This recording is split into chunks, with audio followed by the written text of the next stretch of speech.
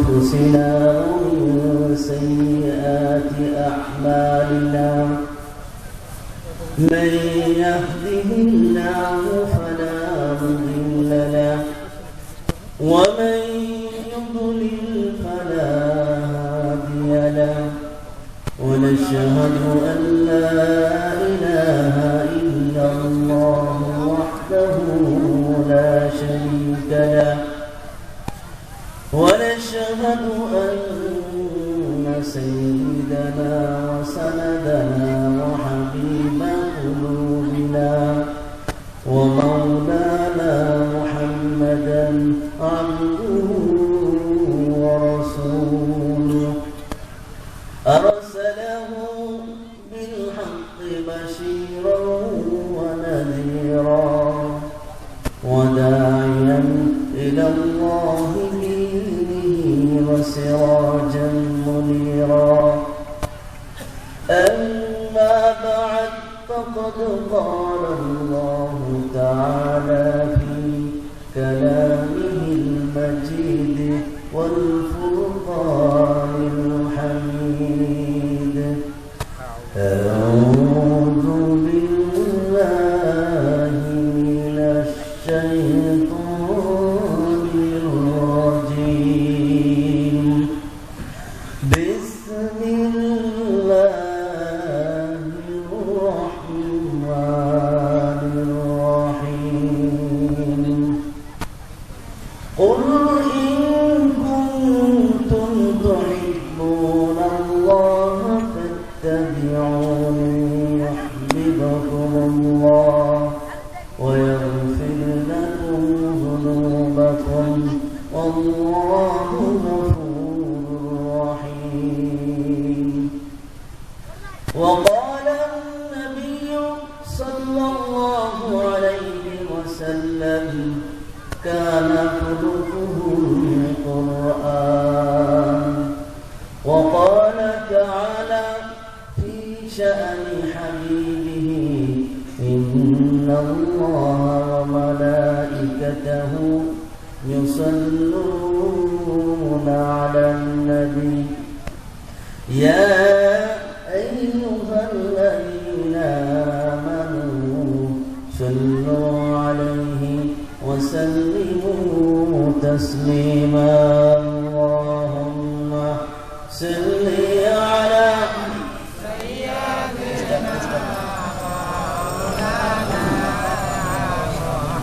وعلى آل سيدنا مولانا সকলে পান করে পরিবালাগ المولى بكماله كشف الدجى بجماله حسنت جميع خصاله صلوا عليه وآله يا شهادة جهل उल्फत में कदम रखना लोग समझते हैं आसान है मुसलमान होना बना उला बिकमाली कशफ दुजा बिजमालिही हसनत जमीउ खिसालिही सल्लल्लाहु अलैहि व आलिहि আলহামদুলিল্লাহ। আমার ভাইরা আমার বন্ধুগণ, এই 40 কিলোমিটার এলাকারা আপনাদের আওয়াজটা 7 আসমান আর 7 জমিন বেদ করে আমার আল্লাহ শাহজিমের মধ্যে আওয়াজটা পৌঁছায় দিবে। সুবহানাল্লাহ। আর জোরে বলেন সুবহানাল্লাহ। এখানে মাহফিল হয়েছে, কোরআনের মাহফিল, জান্নাতের বাগান, দুনিয়ার কোনো বাগান নয়, এটা হলো জান্নাতের বাগান। এখানে যতক্ষণ মানুষ বসবে আল্লাহর রহমতের বেষ্টনীর মধ্যে বসবে। সুবহানাল্লাহ। এখানে প্রতিটা মুহূর্তে বান্দার উপর রহমত নাজিল হয়, ঠিক কিনা? বান্দা যতক্ষণ বসে থাকবে কোন গুনাহ তার আমলনামায় লেখা হবে না, নেকি লেখা হতেই থাকবে। আর এই যে সুবহানাল্লাহ বলতেছেন, আলহামদুলিল্লাহ বলতেছেন, দুরূদ শরীফ পড়তেছেন, হাদিসের মধ্যে আসছে একবার যদি কোন বান্দা সুবহানাল্লাহ বলে জান্নাতের মধ্যে আমার আল্লাহ একটা গাছ নির্মাণ করেন ওই ব্যক্তির জন্য। গাছটা কত বড় হয় আমি আলোচনা শুরু করার আগে একটু গুছাই নিতেছি, কারণ আগে সব আপনারা ঘুমায় পড়ছিলেন। কত বড় গাছ হয় কিতাবের মধ্যে আসছে একটা তেজি গোড়া 1000 বছর যদি দৌড়ায় আমার ভাইয়েরা, আমার বন্ধুগণ, ওই গাছের ছায়াটা অতিক্রম করে শেষ করতে পারবে না। আমার ভাইয়েরা, তাফসীরের মধ্যে আসছে কেউ যদি আলহামদুলিল্লাহ শব্দটা দিল থেকে উচ্চারণ করে ওই বান্দার জন্য জান্নাতের একটা দরজা খুলে যায়। আরেকবার যদি আলহামদুলিল্লাহ বলেন জাহান্নামের দরজা খুলে বন্ধ হয়ে যায়। কোন বান্দা যদি মাহফিলে বসে আমার নবীর শানে দুরূদ শরীফ পাঠ করে মান সাল্লা আলাইহি ওয়াহিদান সাল্লাল্লাহু আলাইহি আশরান, আল্লাহর নবী বলতেছেন একবার যদি কোন বান্দা দুরূদ শরীফ পড়ে তার আমলনামায় 10 বার রহমত নাযিল করা হয়। আর জোরে বলুন সুবহানাল্লাহ। আমার ভাইয়েরা, আমার বন্ধুগণ, শুধু তাই নয়, তার 10টি গুনাহ মাফ করে দেওয়া হয়। গুনার জায়গা গুনাহ যদি কেটে দেওয়া হয়, জায়গা খালি থাকে, শূন্য থাকে, কি বলেন ঠিক কিনা? ওই খালি জায়গা নেকির দ্বারা পূরণ করে দেওয়া হয়। দুরূদ শরীফ পড়া হয়েছে কিনা বলেন? এর আগে যত হুজুর বয়ান করছে সবাই দুরূদ শরীফ পড়াইছে, কি বলেন ঠিক কিনা? দুরূদ শরীফের মধ্যে শ্রেষ্ঠ দুরূদ, উৎকৃষ্ট দুরূদ হলো দুরূদ ইব্রাহিম, সুবহানাল্লাহ। আর যদি এটা মুখস্থ না থাকে, পড়তে না পারেন, কমপক্ষে সাল্লাল্লাহু আলাইহি ওয়াসাল্লাম, কমপক্ষে সাল্লাল্লাহু আলাইহি ওয়াসাল্লাম। কথা বুঝে আসছে?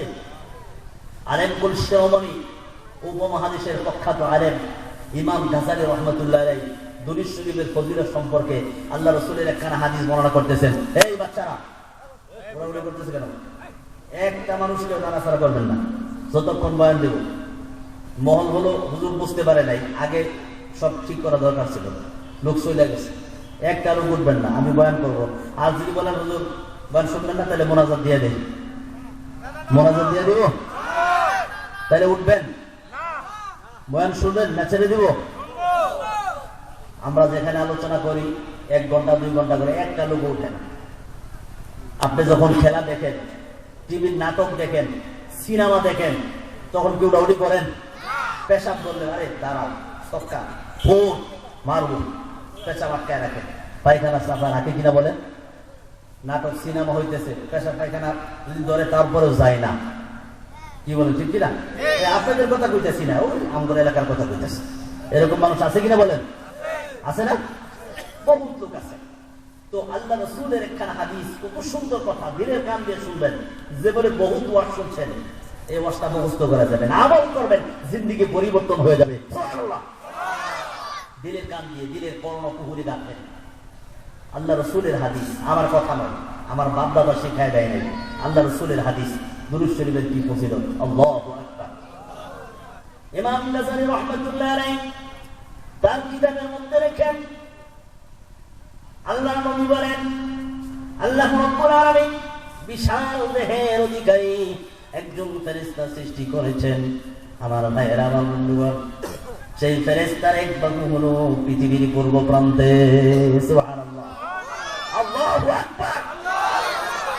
আর এক বাহু হলো পৃথিবীর পশ্চিম প্রান্তে, তার মাথাটা হলো আরশের সন্নিকটে, পা মুবারক হলো 7 এবং জমিনকে অতিক্রম করেছে।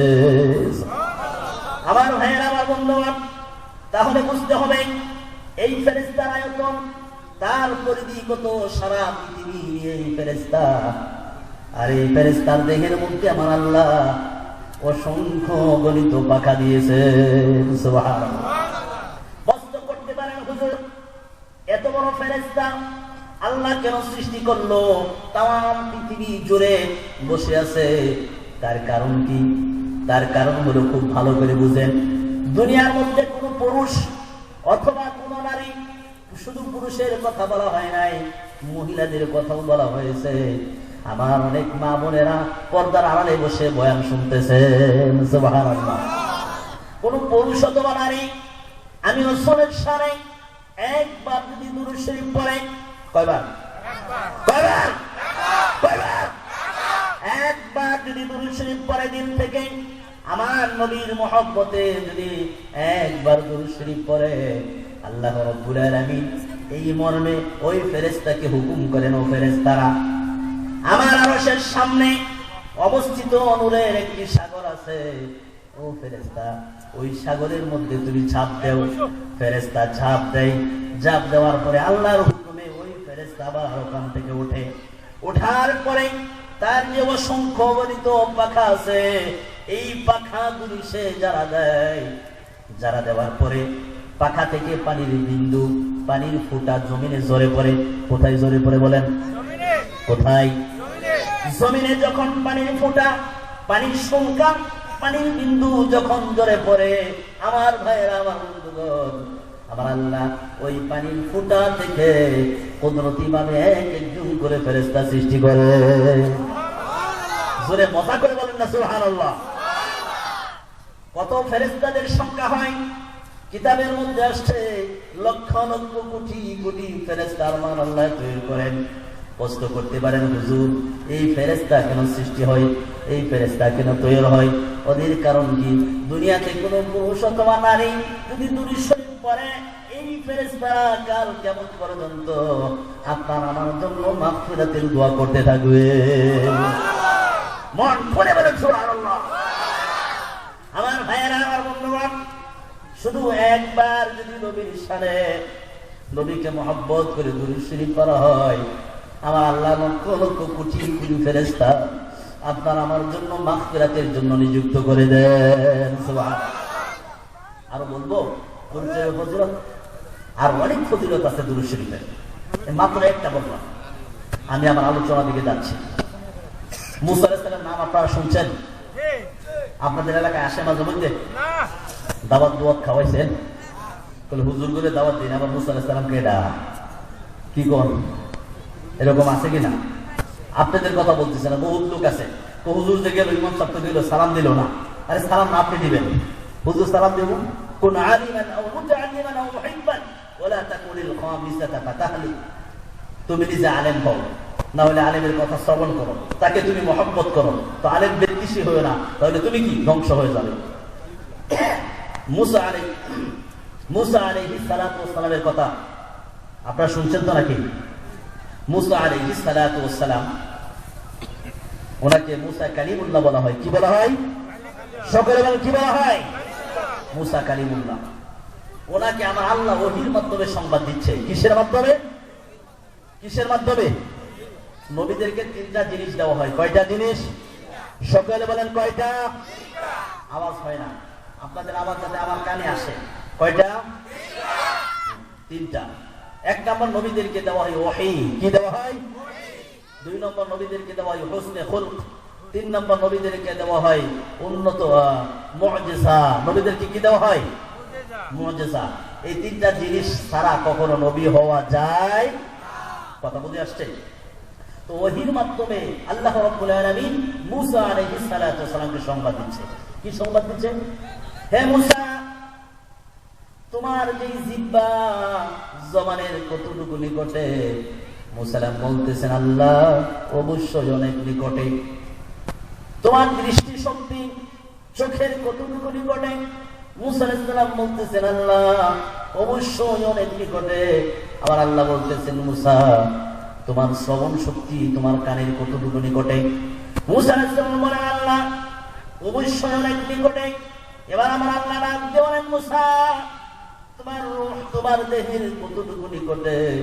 মুসা আলাইহিস সালাম বলতেছেন, আল্লাহ অবশ্যই অনেক নিকটে। এবার আমার আল্লাহ ডাক দিয়ে বলেন, মুসা রে তোমার হৃৎপিণ্ড তোমার দেহের কতটুকু নিকটে? মুসা আলাইহিস সালাম বলতেছেন, আল্লাহ অবশ্যই অনেক নিকটে। বলে তুমি কি চাও আমি আল্লাহ সেই তুলনায় তোমার কাছে আরে অনেক নিকটে হয়ে যায়? মুসা আলাইহিস সালাম বলতেছেন, আল্লাহ সেটা কিভাবে সম্ভব? কোন আমল করলে সম্ভব আমাকে তুমি বলে দাও, আমার জানতে খুব ইচ্ছে করতেছে। আমার আল্লাহ বলেন মুসা রে, তাহলে তুমি খুব মন খুলে শোনো, দিল খুলে তুমি শ্রবণ করো। আখির জামানার পয়গম্বর, দুজাহানের বাদশা, সাইয়্যিদুল মুরসালিন, খাতামুন নবিয়্যিন, আহমদ মুস্তাফা, মুহাম্মদ মুস্তাফা, জনাবে হযরতে মুহাম্মদ রাসূলুল্লাহ সাল্লাল্লাহু আলাইহি ওয়াসাল্লামের শানে তুমি মুসা বেশি বেশি করে দুরূদ শরীফ পাঠ করো, তাহলে আমি আল্লাহ তোমার কাছে ঠিক আরো বেশি নিকটে হয়ে যাব। আর জোরে বলেন সুবহানাল্লাহ। আমার ভাইরা, সেই নবীর জন্ম এই মাসে, কি বলেন ঠিক কিনা? সেই নবীর জন্ম এই মাসে, সেই নবীর মৃত্যু হলো এই মাসে, কোনো সন্দেহ নাই। আর মাহফিলটাও আপনারা দিয়েছেন এই সিরাতুন নবী, মিলাদুন নবী উপলক্ষে, ঠিক কিনা? এই বিষয়ে আলোচনা করার চেষ্টা করব, যেহেতু মাহফিলটাই উদ্দেশ্য। আমার ভাইয়েরা, খুব ভালো করে বুঝেন, দিনের কান দিয়ে শোনেন। যেই নবীকে সৃষ্টি না করলে পরে আসমান, জমিন, চন্দ্র, সূর্য, পাহাড়, পর্বত, বৃক্ষ, তরুলতা, মোট কথা কোনো কিছু আল্লাহ পাক সৃষ্টি করতেন না। সেই নবী এই মাসে মৃত্যুবরণ করেছে। আমরা কি ব্যথিত না? আমরা খুব খুশি, কি বলেন? আমরা ব্যথিত, আমাদের দিলে দুঃখ, আমাদের দিলে কষ্ট। কারণ কি? এমন একজন নবীকে আমরা এই মাসে হারিয়েছি, যিনি হলেন দুজাহানের বাদশা, যিনি সুপারিশ না করলে আমরা পার পাবো না। সমস্ত মানুষ যখন নাফসি নাফসি করবেন, সমস্ত আম্বিয়া আলাইহিমুস সালাম সিজদায় পড়ে থাকবে, আর নবী মুহাম্মদুর রাসূলুল্লাহ বান্দাকে সুপারিশ করে জান্নাতে নিয়ে যাবে। সুবহানাল্লাহ। সেই নবী এই মাসে জন্মগ্রহণ করেছে, এই মাসেই তিনি মৃত্যুবরণ করেছে, কি বলে ঠিক কিনা? কারো সন্দেহ আছে? কারো সন্দেহ আছে? তো নবী করিম সাল্লাল্লাহু আলাইহি ওয়াসাল্লাম পৃথিবীতে কয় বছর ছিলেন? কয় বছর? ওনার জীবনটাকে 3 ভাগে বিভক্ত করা হয়েছে। কয় ভাগে? সবাই বলেন কয় ভাগে? আল্লাহ রাব্বুল আলামিন সূরা হাশর 28 নম্বর পারার মধ্যে বলতেছেন, ওয়ামা আতাকুমুর রাসূলু ফাখুযুহু ওয়ামা নাহাকুম আনহু ফান্তাহু ওয়াত্তাকুল্লাহা ইন্নাল্লাহা শাদীদুল ইকাব। আল্লাহ রাব্বুল আলামিন বলেন, আমার হাবিব তোমাদেরকে যেই কাজ করতে হুকুম করেন ওই কাজটা তোমরা করো, আর যে কাজটা করতে নিষেধ করেন ওই কাজটা তোমরা বর্জন করো, ঠিক কিনা?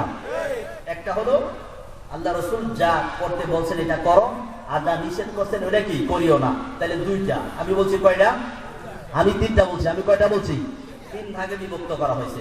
একটা হলো করণীয়, আর একটা বর্জনীয়, আর একটা আল্লাহ রাসূলের জন্য প্রযোজ্য, আপনার আমার জন্য কিনা প্রযোজ্য না। যেমন আল্লাহ রাসূল সাল্লাল্লাহু আলাইহি ওয়াসাল্লাম একাধিক বিবাহ করেছেন, স্ত্রী ছিল ওনার। তো আমি আপনি চাইলে একাধিক বিবাহ করতে পারবো না, কি পারবো? সেই ক্ষমতা আপনার আমার আছে? আপনার আমার কি ক্ষমতা নাই? কারণ একজন নবীকে কমপক্ষে 40 জন যুবকের শক্তি দেওয়া হয়। সুবহানাল্লাহ। কয়জন? জোরে বলেন কয়জন? 40 জন যুবকের শক্তি একজন নবীকে দেওয়া হয়। সুবহানাল্লাহ। আর কি নবীদেরকে দেওয়া হয় মুজিজা। আপনার আমার তো মুজিজা নাই, আছে? মুজিজা কাকে বলে? রাসূল সম্পর্কে আলোচনা করব। কথাগুলি খুব ভালো করে শুনলেন, কানে মাফলার পেছায় রাখতেন, অনেকে বোঝা যায় না, কি বলে ঠিক কিনা? তো মাফলার খুললে আঙ্গুল ঢোকায় না। ঘুমাইতেছেন নি কেউ? পিছনে কেউ ঘুমাইতেছে? কেউ বাদাম টাদাম খায়নি? আবার আমি আমার মূল আলোচনা দিকে যাচ্ছি, কেউ কথা বললেন না। ছেড়ে দেবো না মোনাজাত দিয়ে দেবো না সামনে পারবো? সব এদিকে তাকান। অনেক রাস্তায় বসে আছে, আশেপাশে দাঁড়ায় আছে। আমার চোখের সামনে যারা আছেন দেখা যাইতেছে, বাহিরে প্যান্ডেলের, মেহরবানি করে অনুরোধ করতেছি, আমি মুসাফির, আপনাদেরকে নিয়ে দোয়া করবো, আমরা সকলে মাহফিলের প্যান্ডেলের ভিতরে চলে আসুন। তো নবীদেরকে দেওয়া হয় মুজিজা। কি দেওয়া হয়? মুজিজা। তো আল্লাহ রাসূলকেও 3টা জিনিস দেওয়া হয়েছে মুজিজা।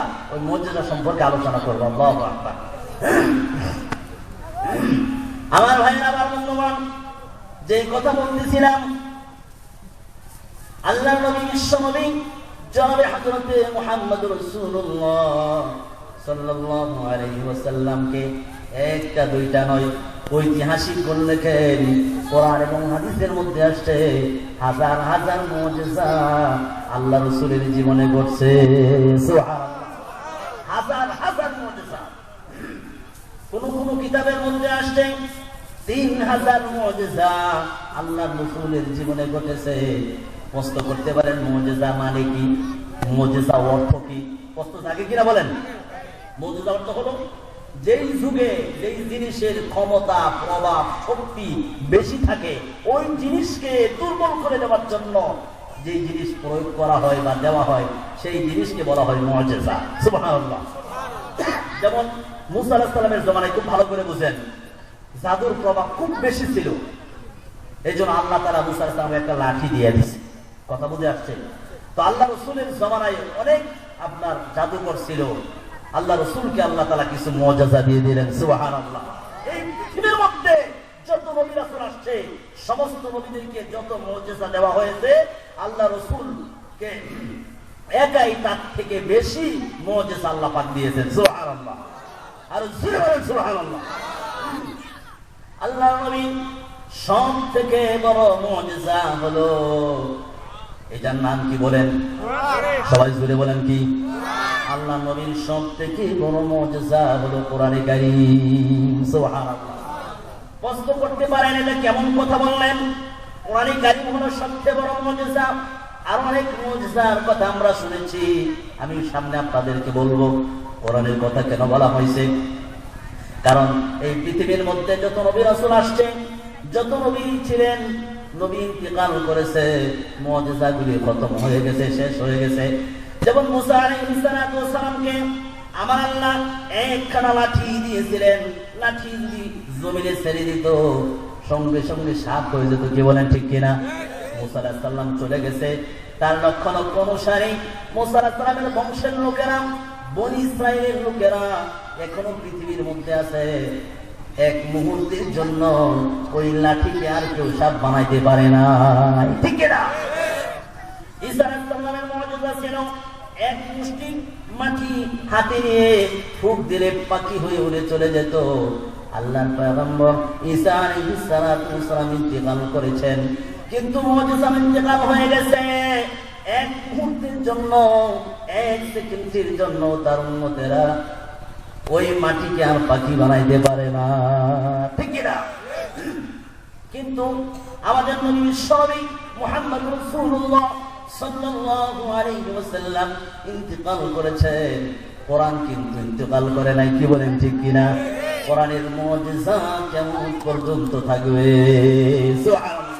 আমার ভাইরা প্রশ্ন করতে পারেন সেটা কিভাবে? এই পৃথিবীর মধ্যে কোরআনকে পুড়ে ফেলার জন্য, কোরআনকে শেষ করে দেওয়ার জন্য বহু ইহুদি খ্রিস্টান নাসারা মুশরিক নামধারী মুসলমান চেষ্টা প্রচেষ্টা করেছে, এই কোরআনকে তারা শেষ করে দিতে পারে না। সুবহানাল্লাহ। এখন ষড়যন্ত্র হচ্ছে কেমন পর্যন্ত হবে, কিন্তু পারবে না। এর দায়িত্ব কে নিয়েছেন বলেন তো দেখি?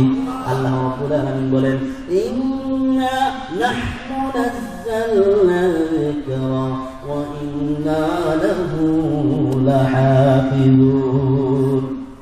আল্লাহ রাব্বুল আলামিন বলেন, এই কোরআন অবতীর্ণ করেছি আমি, আর এই কোরআন সংরক্ষণের দায়িত্ব আমি আল্লাহ গ্রহণ করেছি। সুবহানাল্লাহ। আমার ভাই, আমার মূল্যবান, যেই কথা বলতেছিলাম, এই কোরআনের মুজিজা কিয়ামত পর্যন্ত থাকবে। কোরআনের মুজিজা যদি বন্ধ হয়ে যেত তাহলে কোরআন পরিবর্তন হয়ে যেত, সংযোজন বিয়োজন হইতো। কি বলেন ঠিক কিনা? আজকে দেখেন সারা পৃথিবীর কোথাও দেখাইতে পারবেন না কোরআনের মতো একখানা কোরআন কেউ বানাইছে। পেরেছে? পারে না। আল্লাহ রাব্বুল আলামিন বলেন, ফাআতু বিসূরাতিন মিন মিসলি ওয়াদউ শুহাদাআকুম মিন দুনিল্লাহি ইন কুনতুম সাদিকিন। আল্লাহ রাব্বুল আলামিন বলেন, এই কোরআনের মতো কোরআন কেন? এই কোরআনের যেই সবচেয়ে ছোট যেই সূরা আছে সেই সূরার নাম কি বলেন তো দেখি? সবাই বলেন সেই সূরার নাম কি? কাউসার। এই ছোট সূরা যে আছে কাউসার, এই কাউসারের মতো একটা সূরা পৃথিবীর মানুষ মিলে বানাইতে পারবে না। সুবহানাল্লাহ। আল্লাহ রাব্বুল আলামিন বলেন, এই পৃথিবীর মানুষ কেন তাদের সঙ্গে জিনেরা যদি একত্রিত হয়ে যায়, তাদের সঙ্গে অন্য অন্য মাখলুক যদি একত্রিত হয়ে যায়, এই কোরআনের সব থেকে ছোট যে সূরা আছে, এই সূরার মতো করে একখানা সূরা তারা বানাইতে পারবে না। সুবহানাল্লাহ। আমার ভাইয়েরা, তারপরে দেখেন এই পৃথিবীর মধ্যে কত ধর্মগ্রন্থ আছে। কোন ধর্মের গ্রন্থ কোরআনে হাফেজ আছে? কি বলেন, আছে? নাই, পাবেন না। কোন ধর্মগ্রন্থের কোরআনে হাফেজ পৃথিবীর মধ্যে নাই। কিন্তু বাংলাদেশ নয়, সারা পৃথিবীর মধ্যে লক্ষ লক্ষ কোটি কোটি কোরআনে হাফেজ আছে। সুবহানাল্লাহ। আমার ভাইরা, আমার বন্ধুগণ, কোরআন পুড়িয়ে ফেললে কি হবে? কোরআনের সেরা থেকে এই কোরআনকে মুছে ফেলা সম্ভব না। আমাদের পার্শ্ববর্তী দেশ মায়ানমার, আপনারা জানেন সারা বিশ্বের যত মুসলিম দেশ আছে, কোন দেশ নিন্দা প্রতিবাদ জানায় নাই। বাংলাদেশের সরকারকে ধন্যবাদ জানাই, উনি নিন্দা প্রতিবাদ জানাইছে। বাংলাদেশের সমস্ত জনগণ প্রতিবাদ করেছে। কি বলে, ঠিক কিনা? মায়ানমারে লক্ষ লক্ষ মানুষকে আগুন দিয়ে পুড়ে মারা হচ্ছে, মা বোনদেরকে হত্যা করা হচ্ছে, মহিলাদেরকে ধর্ষণ করা হচ্ছে, মায়ের সামনে সন্তানকে গলা চিপে হত্যা করা হচ্ছে, মসজিদকে জ্বালিয়ে দেওয়া হচ্ছে, কোরআনকে পুড়িয়ে ফেলা হচ্ছে। আমার ভাইয়েরা, মায়ানমারের যারা আলেম আছে, উলামায়ে কেরাম আছে, ইমামদেরকে হত্যা করা হচ্ছে, ব্রাশ ফায়ার দিয়ে তাদেরকে মেরে ফেলা হচ্ছে। এই পৃথিবীর মধ্যে সব থেকে জঘন্য নিকৃষ্ট সেনাবাহিনী হলো মায়ানমারের সেনাবাহিনী। কি বলে, ঠিক কিনা? আমার ভাইয়েরা, এই পৃথিবীর মধ্যে যত জাতি আছে, গোত্র আছে, সব থেকে নিকৃষ্ট গোত্র হলো মায়ানমারের বৌদ্ধ গোষ্ঠী। কি বলে, ঠিক কিনা? আমরা তাদেরকে সাবধান করে দিতে চাই, অতি সত্তর তোমাদের আযাব চলে আসবে। আবু জাহেল, আবুল হাবুব বা সাইবা, ফেরাউনকে আল্লাহ ধ্বংস করে দিয়েছে, মায়ানমারের ভক্তদেরকে আবার আল্লাহ ধ্বংস করে দিবে। কি বলে, ঠিক কিনা? আজকে মুসলমানদেরকে শেষ করে দিতে চাই। একটা অপরাধ তাদের, আর কোন অপরাধ নাই। তাদের দিলের ভিতরে কোরআন আছে, আল্লাহকে মহব্বত করে, নবীকে মহব্বত করে, তাদের সিরার ভিতরে শুধু আল্লাহর নাম আছে নাই, একটাই পরিচয় মুসলমান। এই জন্য তাদেরকে হত্যা করতে চাই। কি বলে, ঠিক কিনা? আমার ভাইরা, আমরা আল্লাহর কাছে দোয়া করি যে আল্লাহ ওদেরকে হেদায়েত দাও। হেদায়েত ওদের তকদিরে যদি না থাকে, ওদেরকে তুমি ধ্বংস করে দাও। আমিন বলেন। আর জোরে বলেন আমিন। আবার বন্ধুগণ, যেই কথা বলতেছিলাম, এই কোরআনকে পুড়িয়ে ফেলা সম্ভব না, এই কোরআনকে মুছে ফেলা সম্ভব না। তার কারণ হলো এই কোরআনের দায়িত্ব আমার আল্লাহ গ্রহণ করেছেন। সুবহানাল্লাহ। এই কোরআনের সাথে যারা সম্পর্ক রাখবে, কোরআনকে মহব্বত করবে, তাদের সম্মান আমার আল্লাহ কি? বুঝেন নাই কথা? আল্লাহ সম্মান কি? আমার ভাইয়েরা, যেই করে কোরআন পড়া হয়, আমার নবী বলতেছেন ওই ঘরে কোনো অশান্তি থাকতে পারে না, ওই ঘরে রিজিকের অভাব থাকতে পারে না, ওই ঘরে সন্তান অবাধ্য হতে পারে না, ওই ঘরে স্বামী স্ত্রীর মধ্যে ঝগড়া ফাসাদ থাকতে পারে না।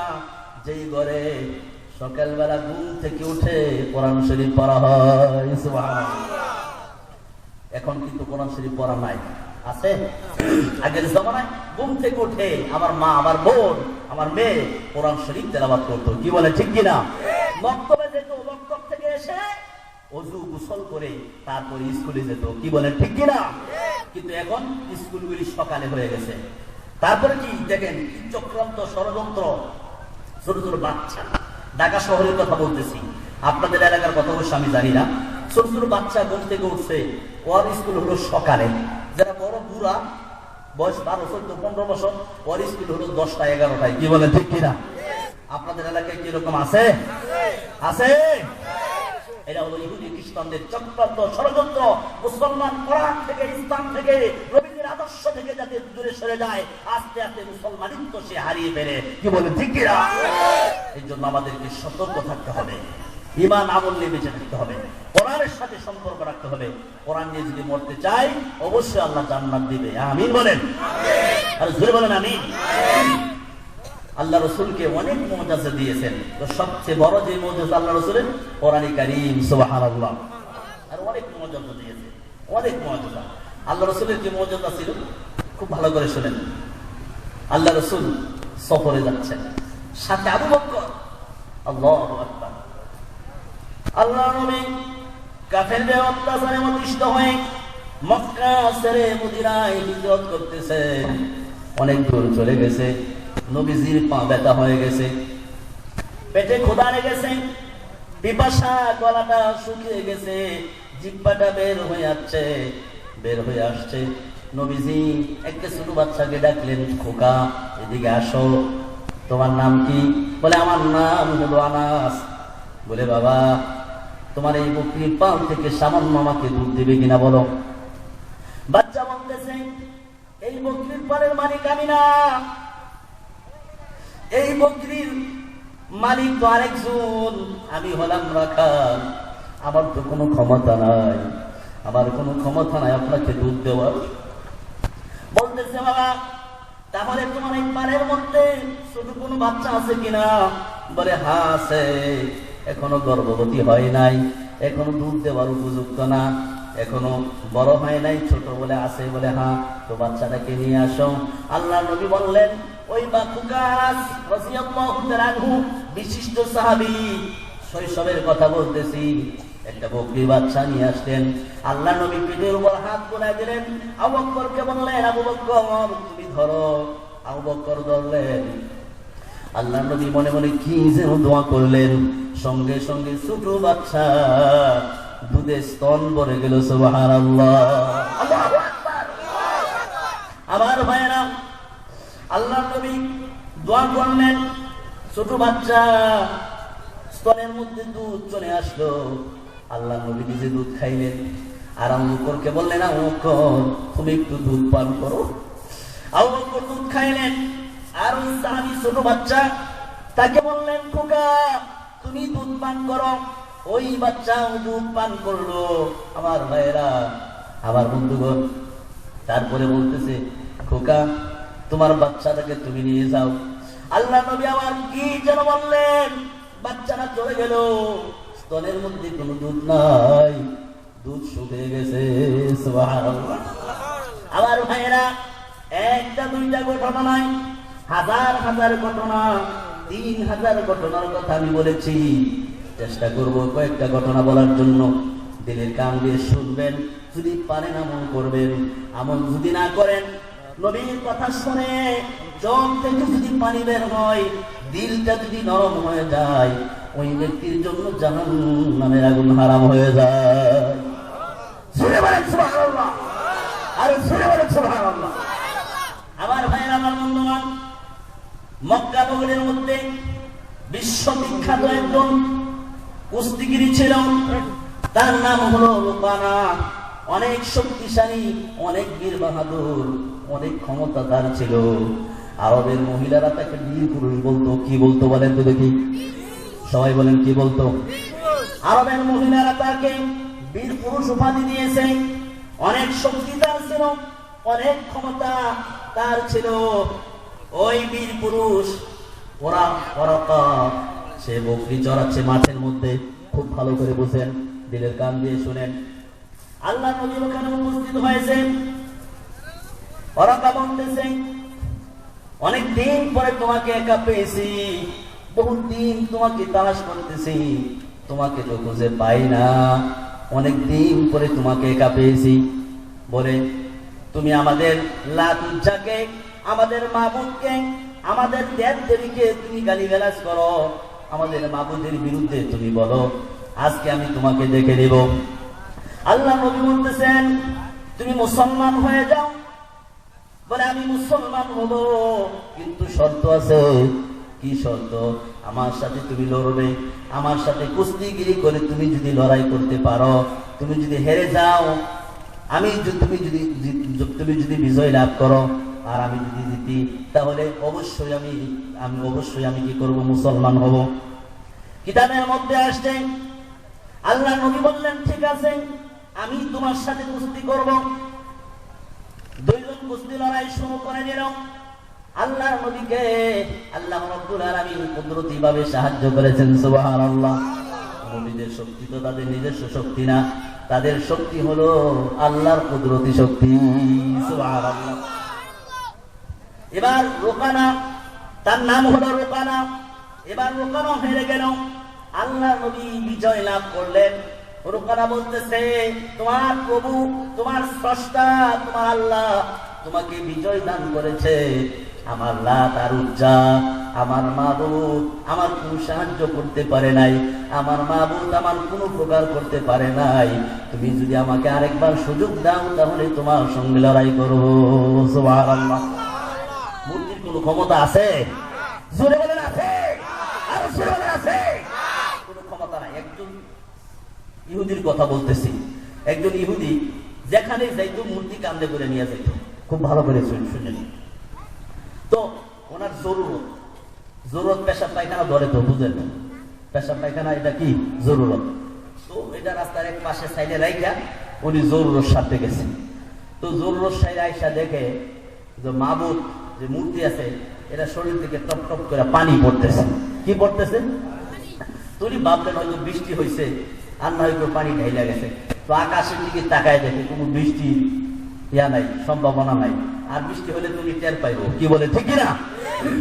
তো বৃষ্টি হওয়ার সম্ভাবনা নাই, পানি আসবে কোত্থেকে?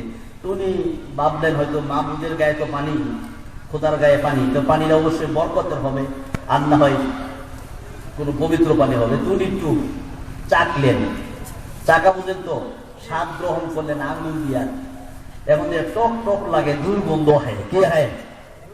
তো ব্যাপারটা কি? মাবুদের শরীরের পানি দুর্গন্ধ আসবে কেন, টক টক কেন? কারণটা কি? একটা তো কারণ আছে। কারণ আশপাশে কুঞ্জা দেহে সাইডে একটা কুত্তা দাঁড়ায় আছে। কি দাঁড়ায় আছে?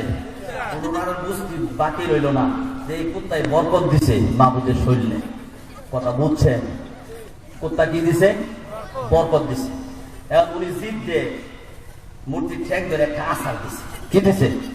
তুই কি একটা খুদা না একটা হুদা? তুই কি খুদা না হুদা? দিছে আসার। আসার দিলে কি মাটি ঠেক থাকবো না ভাঙবো? আপনারা বুঝেন না, ভাঙবো না থাকবো? এখন লয়ে গেছে কার কাছে? আল্লাহ রাসূলের কাছে। সুবহানাল্লাহ। কিতাবের মধ্যে আসছে আল্লাহ নবী মূর্তিকে দেখে মিসকে হাসতেছিলেন। কিতাবের মধ্যে আসছে আল্লাহ নবী যখন হাসতেছিলেন দাঁত ফাঁক হয়ে গেছে, এমন জিরিক মারতেছিল, এমন নূর চমকাইতেছিল, আল্লাহ নবীর দাঁতের সামনে সূর্যের আলো বিলীন হয়ে গেল। আমার ভাইয়েরা, আমার বন্ধুগণ, ইহুদি বলতেছে, ইয়া রাসূলুল্লাহ, ইয়া হাবিবাল্লাহ, দীর্ঘদিন ধরে আমার এই মাবুদের ইবাদত করি, যেখানে যাই মাবুদকে আমি সঙ্গে নিয়ে যাই, বিপদ আপদে মাবুদ আমাকে সাহায্য করবে। কিন্তু কোথায়? মাবুদ তো নিজেকেই বাঁচাইতে পারে না, সে তো কোনো খুদা না, সে তো বড় হলো হুদা। এই জন্য আপনার কাছে নিয়ে আসছি। আর আসার দিছি, ঠেং ভেঙে গেছে। আল্লাহ নবী হাসতেছিলেন, এই মূর্তির কোনো ক্ষমতা নাই, সকল ক্ষমতার মালিক কে? আর জোরে বলেন কে? আমার ভাইয়েরা, আমার বন্ধুগণ, ওই ইহুদি মূর্তি পূজা ছেড়ে দিলেন, আল্লাহ নবীর হাতে হাত রেখে কালিমা পড়ে মুসলমান হয়ে গেল। আর জোরে বলেন সুবহানাল্লাহ। কোন ঘটনা বলতেছিলাম? রোকানার কথা মনে আছে? আল্লাহ নবীর সঙ্গে কুস্তিতে হেরে গেল, আল্লাহ নবী বিজয় লাভ করলেন। আমার ভাইয়েরা, আমার বন্ধুগণ, বলতেছে, তোমার প্রভু যেহেতু সাহায্য করেছে, আমার প্রভু আমার মাবুদ সাহায্য করে নাই, আমার লাভ উজ্জা সাহায্য করে নাই, আরেকবার সুযোগ দেওয়া হোক। তুমি যদি সুযোগ দাও, আমি অনেকগুলি বকরির পাল আমার আছে, এর থেকে 10টা বকরি তোমাকে দিব। কয়টা বকরি? কয়টা বকরি বলেন? 10টা বকরি তোমাকে দিব। আল্লাহ নবী বললেন ঠিক আছে। আল্লাহ নবীর সঙ্গে কুস্তিগিরি করে পারা কি সম্ভব?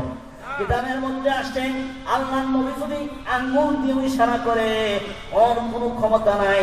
সে বলতেছে, আরবের সমস্ত লোকের আমাকে বীর বাহাদুর জানে, আমি বীর পুরুষ, সমস্ত মহিলা আমাকে বাহবা দেয়। আর মুহাম্মদ তো কোনো বেটাই না, পরে এক আঙ্গুল দিয়ে আমি সোজা করে দিব। তো আল্লাহ নবীর সঙ্গে মোকাবেলা করে পারা সম্ভব নয়। আল্লাহ নবী বলতেছেন ঠিক আছে, আসো লড়াই করি। আল্লাহ নবীর সঙ্গে যখন কুস্তি শুরু হয়ে গেল, আল্লাহ নবী বিজয় লাভ করলেন। আর ওই ওয়ারাকার কি হলো, রোকানার কি হলো, পরাজয় সে বরণ করলো। এবার বলতেছে, ইয়া রাসূলুল্লাহ, ইয়া হাবিবাল্লাহ, আমার খোদা তো সাহায্য আমাকে করলো না, আমার মাবুদ আমাকে সাহায্য করলো না, আপনার খোদাই আপনাকে সাহায্য করেছে। শেষবারের মতো আমাকে একটা সুযোগ দেন। একটা মানুষকে প্রথমবার সুযোগ দেওয়া হয়, দ্বিতীয়বার সুযোগ দেওয়া হয়, তৃতীয়বার সুযোগ দেওয়া হয়, কি বলেন ঠিক কিনা? 3বার চান্স দেওয়া হয় কিনা, কি বলেন ঠিক কিনা? দেখি তৃতীয়বার পারে কিনা। এবার লোকেরা সমস্ত শক্তি দিয়ে, সমস্ত বুদ্ধি দিয়ে, সমস্ত জ্ঞান খাটিয়ে আল্লাহ নবীর সঙ্গে লড়াই করবে, আল্লাহ নবীর সঙ্গে কুস্তিগিরি করবে। বলতেছে, আপনি যদি আমাকে হারাইতে পারেন আরো 10টা বকরি আপনাকে দিব। কয়টা বকরি?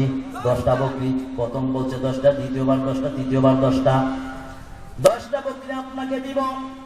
আবার কুস্তি শুরু হয়ে গেল। আল্লাহ নবী বিজয় লাভ করলেন, আর তার পরাজয় হয়ে গেল। পরাজয় বরণ করলো, লজ্জায় মাথাটা নিচু হয়ে গেল, চেহারাটা মলিন হয়ে গেল। দেখবেন পরীক্ষায় যদি কেউ ফেল করে চেহারা মলিন থাকে, কি বলেন ঠিক কিনা? কোন সুর যদি ধরা পড়ে আর ইচ্ছা মতন জলবান যদি দোলাই দেয়, সুরের কি মনটা খুশি থাকে না বেজার থাকে বলেন? কেউ যদি কোনো জায়গা থেকে মাইর খায় আসে, তার মনে কি খুশি থাকে না বেজার? আপনারা সুরে বলেন। তো লোকেরা আল্লাহ নবীর সঙ্গে হেরে গেছে। আরবের সমস্ত মহিলাদের সামনে সে বীর বাহাদুর, সে বীর পুরুষ। এক মুহাম্মদ গরিব অসহায়, তিনি কখনো শরীর চর্চা করেন না, ভালো খাবারও খায় না, একদিন খাই না আরেকদিন না খায়া থাকে। সেই নবীর সঙ্গে কুস্তি লড়াই হেরে গেছে। সুবহানাল্লাহ। এবার লোকেরা বলতেছে, এই যে আমার বকরির পাল, এই বকরির পাল থেকে তুমি 30টা বকরি নিয়ে যাও। আল্লাহ নবী বলতেছেন, আমি লোভ করি না। লোভে বাপ পাবে কি? লোভে বাপ পাবে কি? মৃত্যু। আমি লোভ করি না, এই বকরি তোমারই আছে, তোমারই থাকবে। কিন্তু তুমি কালিমা পড়ে মুসলমান হয়ে যাও। তুমি যদি কালিমা পড়ে মুসলমান হও, তুমি জান্নাতি হয়ে যাবে। আর যদি মুসলমান না হও, জাহান্নামে তোমাকে যেতে হবে। আমার ভাইয়েরা, আমার বন্ধুগণ, এবার লোকেরা বলতেছে, আমি মুসলমান হব, শর্ত আছে। কি শর্ত? আমি মুজিজা দেখতে চাই। আমার ভাইরা, ওই যে মুজিজার কথা বলতেছিলাম, আল্লাহ নবী বলতেছেন, ঠিক আছে আমি মুজিজা দেখাবো, কিন্তু শর্ত হচ্ছে তোমাকে মুসলমান হওয়া লাগবে। সুবহানাল্লাহ। বলে আমি মুসলমান হব, আমাকে মুজিজা দেখাও। আল্লাহ নবীর সামনে সাবুর নামে একটি বৃক্ষ ছিল, গাছ ছিল। আল্লাহ নবী ওই বৃক্ষকে ডাকলেন, সঙ্গে সঙ্গে বৃক্ষটা 2 ভাগ হয়ে গেল। সুবহানাল্লাহ। কয় টুকরা হয়ে গেল? 1 টুকরা। আল্লাহ নবী এবং লোকানার সামনে চলে আসছে, আর একটা টুকরা তার স্বস্থানে বহাল আছে। সুবহানাল্লাহ। আমার ভাই, আমার বন্ধুগণ, আল্লাহ নবী বলতেছেন, লোকেরা তোমার আমার সামনে বৃক্ষ দণ্ডায়মান, বৃক্ষ ফাঁক হয়ে আমার তোমার সামনে চলে আসছে, তুমি মুসলমান হয়ে যাও। রোকানা বলতেছে, এই গাছটা যদি আবার পূর্বের স্থানে আপনি ফিরাইয়া দেন, ওখানে গিয়ে যদি একত্রিত হয়ে যায়, আমি মুসলমান হয়ে যাব। আল্লাহ নবী ইশারা করলেন, হে বৃক্ষ, আল্লাহর হুকুমে তুমি চলে যাও। বৃক্ষটা ওই জায়গায় চলে গেল, ওই জায়গায় গিয়ে একত্রিত হয়ে একসাথে হয়ে গেল। সুবহানাল্লাহ। আমার ভাইয়ের, আমার বন্ধুগণ, এবার লোকেরাকে বললেন, লোকেরা তুমি মুসলমান হয়ে যাও। সে বলতেছে, ইয়া রাসূলুল্লাহ, ইয়া হাবিবাল্লাহ, আরবের লোকেরা আমাকে কি বলবে? মুহাম্মদের সামনে সিলিন্ডার করেছে, তার আত্মমর্যাদায় আঘাত লাগবে, মান সম্মানের প্রশ্ন। মানুষ আমাকে কি বলবে? মানুষের কাছে আমি কি জবাব দেব? কিতাবের মধ্যে আসছে, ওই সময় সে মুসলমান হয় নাই, মক্কা বিজয়ের পরে রোকানা মুসলমান হয়েছিল। সুবহানাল্লাহ। আমার ভাই, আমার বন্ধুগণ, এরকম একটা দুইটা নয়, হাজার হাজার ঘটনা আল্লাহর নবীর জীবনে ঘটেছে। হাজার হাজার মুজিজা আল্লাহর নবীর জীবনে ঘটেছে। সুবহানাল্লাহ। আমার ভাইয়ের, আমার বন্ধুগণ, সেই নবীর উম্মত আমি আপনি, কি বলেন ঠিক কিনা? আপনার আমার নবী কেমন ছিলেন, আমি আপনি কেমন, আর তার উম্মত কেমন, একটু চিন্তা করে দেখেন। এই উম্মতের পাওয়ার কত, এই উম্মতের ক্ষমতা কত, এই উম্মতের দাম কত। 7 আসমান এবং 7 জমিন থেকে এই উম্মতের দাম বেশি। সুবহানাল্লাহ। আমার ভাই, আমার বন্ধুগণ, দেখেন আল্লাহর নবীকে আমি আপনি চিনতে পারি নাই আল্লাহর নবীকে যে আপনার আমার ঘরের উপর দিয়ে কা কা কা করে উড়ে, কি বলে ঠিক কিনা? কা করে কিনা দেখছেন কি করে কা কা করে। আল্লাহর নবীর হাজত আসছেন, উনি কোথাও যাচ্ছিলেন, হঠাৎ করে জরুরতের ব্যাগ ধরেছে, পায়খানা পেশাবের চাপ। আল্লাহ নবী একটু লাজুক ছিলেন, ওনার লজ্জা শরম একটু বেশি ছিল, ওনার পায়ে মোজা বা জুতা ছিল। কিতাবের মধ্যে আসলে এগুলি রেখে উনি একটু বৃক্ষের আড়ালে গেল, ওখানে গিয়ে হাজত সারলেন। হাজত সেরে এসে দেখে আল্লাহ নবীর একটা জুতা এখানে আছে, আরেকটা জুতা নাই, মোজা নাই। চিন্তা করলো কোথায় গেল। কাক এসে ওই মোজাটা উপরে উঠাই নিলেন, ওখানে নাড়াচাড়া করলেন। নাড়াচাড়া করার পরে মোজা থেকে একটা বিষাক্ত সাপ বেরিয়ে আসলো। সুবহানাল্লাহ। আমার ভাইয়ের আমার বন্ধুগণ, সাপে যাতে করে আল্লাহ নবীকে সুবুর না দিতে পারে, আল্লাহ নবীকে কাটতে না পারে, এই জন্য আমার ভাইরা এই সাপ কি এই কাক কি করলেন, মোজাটা নিয়ে গেলেন। আমার ভাইয়ের এরকম অনেক মুজিজা আছে, একটা দুইটা মুজিজা নয়, হাজার হাজার মুজিজা। আর একটা ঘটনা বলি, খুব ভালো করে শুনেন। এক মুসাফির বহু দূর থেকে আসছেন, আসার পরে সে কি করলো, টাকা পয়সা নাই সাথে, সবকিছু শেষ হয়ে গেছে। তার একটা উট ছিল, উটটা আবু জাহেলের কাছে বিক্রি করেছে। কার কাছে? কার কাছে বিক্রি করেছে? আবু জাহেলের কাছে বিক্রি করেছেন। আবু জাহেল তো অনেক ক্ষমতাবান ব্যক্তি, অনেক দাপটওয়ালা ব্যক্তি। আজকে কালকে পশু টসু এরকম বলে ওটের মালিককে টাকা দেবে, কিন্তু টাকা দেয় না, খালি ঘোরায়। টাকা দেয় না, আর কি ঘোরায়। বেচারা অসহায় মুসাফির, তার তো কোনো ক্ষমতা নাই। বলে ভাই আমার টাকাটা দেন, দেয় না। উনি কুরাইশদের লিডারদের কাছে বিচার দিল, আবু জাহেলের কাছে আমি উট বিক্রি করেছি, আবু জাহেল আমার টাকা তো দেয় না, বরং ঘোরায় এবং আমাকে হুমকি দেয়। বলতেছে এলাকার মধ্যে এমন কোন প্রভাবশালী লোক আছে, এমন কোন ক্ষমতাধর ব্যক্তি আছে কিনা, যদি থাকে একটু দয়া করে বলেন, তার কাছে যদি বিচার দেই তাহলে হইতে পারে উনি সঠিক বিচার ফায়সালা করে দিবে। সুবহানাল্লাহ। কিতাবের মধ্যে আসছে পাশেই আল্লাহ নবী মসজিদে নববীর ভিতরে বসা ছিলেন। কুরাইশের লোকেরা দুষ্টামি করে ঠাট্টা বিদ্রুপ করে আমার নবীজিকে দেখায় দিলেন। আল্লাহ নবীর কাছে ওই লোককে নালিশ করলো, আবু জাহেলের কাছে আমার উট বিক্রি করেছি, টাকা পয়সা দেয় না, বহুদিন ধরে ঘোরাইতেছে। আল্লাহ নবী তাকে সঙ্গে নিয়ে ওনার বাসায় গেলেন। দরজায় যখন নক করলো, কে? বলে আমি মুহাম্মদ সাল্লাল্লাহু আলাইহি ওয়াসাল্লাম। বলে কেন এসেছো? এই যে মুসাফির, ওনার টাকাটা আপনি দিচ্ছেন না, ওনার পাওনা তো আপনি পরিশোধ করতেছেন না। আবু জাহেল বলতেছে তুমি দাঁড়াও, আমি ভিতর থেকে তার টাকা নিয়ে আসতেছি। সুবহানাল্লাহ। সঙ্গে সঙ্গে টাকা দিয়ে দিল। কুরাইশের লোকেরা বলতেছে আবু জাহেল এত বড় লিডার আপনি, এত পাওয়ার আপনার, এত ক্ষমতা, আর সামান্য মুহাম্মদের ভয়ে টাকা দিয়ে দিলেন। বলে হায় রে, আমি তো মুহাম্মদকে ভয় পাই না। আমি যখন টাকা দেওয়ার জন্য আসছিলাম, এর আগে এসে দেখি এত বড় বিশাল বড় উট হা করে আসছে। আমি যদি টাকা দিতে দেরি করি, আমার গাদটা মটকায় দিবে। সুবহানাল্লাহ। আমার ভাইয়ের, আবার বন্ধুগণ, আল্লাহ নবীর অসংখ্য মুজিজা এরকম আছে।